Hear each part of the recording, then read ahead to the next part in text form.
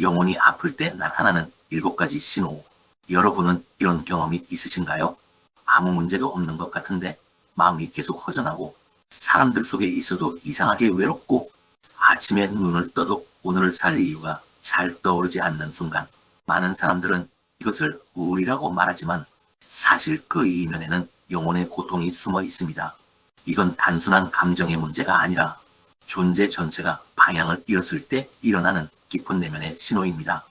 오늘 우리는 그 신호를 7가지로 나누어 영혼이 우리에게 보내는 깨어남의 언어를 함께 들어보려 합니다. 첫 번째, 이유 없는 공허함. 내 안이 비어있다. 겉으로는 잘 살고 있습니다. 일도, 관계도, 성취도 어느 정도 잃었지만 마음 한 구석이 텅 비어있는 느낌이 듭니다. 이 공허함은 단순한 외로움이 아닙니다. 영혼이 본래의 길을 잃었을 때 생기는 내적 허무입니다. 우리는 성공, 인정, 관계를 통해 그 빈자리를 채우려 하지만 영혼은 그것으로 만족하지 않습니다. 영혼이 원하는 건 진짜 나답게 사는 삶입니다. 그것을 외면할수록 공허함은 커집니다. 공허함은 곧 영혼의 목마름입니다. 두 번째, 삶의 의미 상실. 왜 사는지 모르겠다. 이 시기에는 자주 이런 질문이 떠오릅니다. 나는 지금 무엇을 위해 사는가? 이 길이 정말 나의 길인가? 삶의 방향이 흐릿해지고 세상의 소음 속에서 내 목소리가 들리지 않습니다. 이건 목표를 잃은 게 아니라 존재의 이유를 잃은 것입니다. 철학자 빅터 프랭클은 말했습니다. 인간은 고통 속에서도 의미를 찾을 때 살아남는다. 영혼은 의미를 통해 존재합니다. 삶이 의미를 잃을 때 영혼은 방황합니다. 이때 필요한 건 외부의 해결이 아니라 내면의 재정의입니다. 나는 왜 여기에 있는가? 그 질문을 회피하지 말고 깊이 들여다볼 때 영혼은 다시 빛을 찾기 시작합니다. 세 번째, 감정의 무기력과 둔화. 아무것도 느껴지지 않는다. 감정이 멈춘 듯한 순간이 있습니다. 기쁨도, 슬픔도, 감사도, 아무 감정도 들지 않습니다. 이건 실패가 아니라 영혼이 지쳐있다는 신호입니다.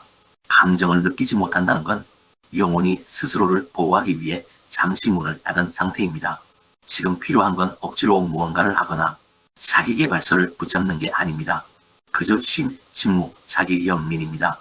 하느님이든 우주든 존재의 근원은 우리가 잠시 멈추는 순간에도 함께 있습니다. 그 고요 속에서 영혼은 다시 회복됩니다. 네 번째, 관계의 왜곡과 한절. 사람이 버겁다. 갑자기 사람들과의 관계가 버겁게 느껴집니다. 누군가를 사랑하고 싶은데 벽이 생기고 말 한마디에도 상처받고 누군가를 피하고 싶습니다. 이건 영혼이 더 이상 가짜 친밀함을 견디지 못하는 상태입니다. 겉으론 잘 지내지만 진심이 통하지 않는 관계 속에서 영혼은 점점 메말라갑니다. 이 시기에는 고독이 필요합니다. 고독은 외로움이 아니라 진짜 나를 만나는 진성한 시간입니다. 고독 속에서만 우리는 관계의 본질, 서로를 통해 성장하는 영혼의 만남을 다시 이해하게 됩니다. 다섯 번째, 반복되는 내적 갈등. 2개의 내가 싸우고 있다. 이 시기에는 마음속에서 두 목소리가 들립니다. 그만둬. 위험해. 아니야. 이게 진짜야. 가야 해. 이건 자이고와 영혼설의 충돌입니다. 자아는 익숙함 속에 머물고 싶어 하고 영혼은 진실과 성장으로 나아가려 합니다. 내적 갈등은 병이 아니라 의식이 한 단계 성장하려는 통과 의례입니다. 그 갈등을 억누르지 말고 그 안에서 나의 진심을 관찰하세요. 그 과정이 바로 자각의 시작입니다. 여섯 번째, 극단적인 감정의 파도. 내가 나를 감당할 수 없다. 감정이 요동칠 때 우리는 종종 이렇게 말합니다. 내가 왜 이러지? 하지만 이 시기야말로 영혼의 정화 퓨리피케이션가 일어나는 때입니다. 억눌렸던 슬픔, 분노, 두려움이 떠오르는 것은 영혼이 더 가벼워지기 위한 과정입니다.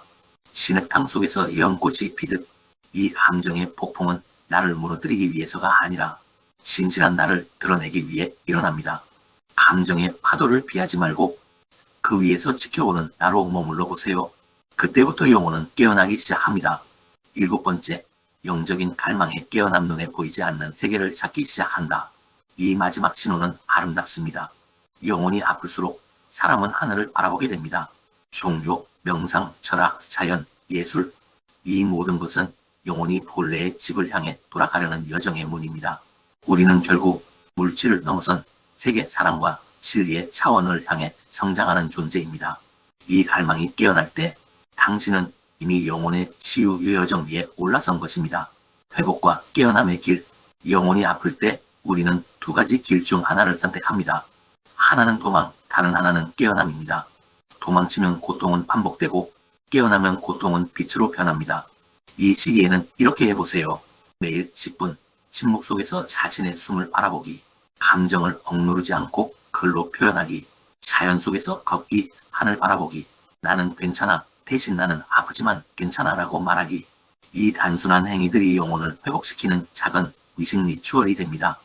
영혼의 아픔은 깨어남의 신호다. 영혼의 고통은 저주가 아닙니다.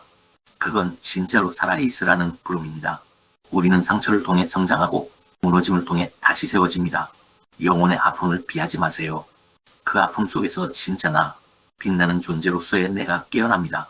당신의 영혼이 아플 때 그것은 당신이 잘못된 것이 아니라 이제 진짜로 깨어나야 할 때가 되었다는 뜻입니다.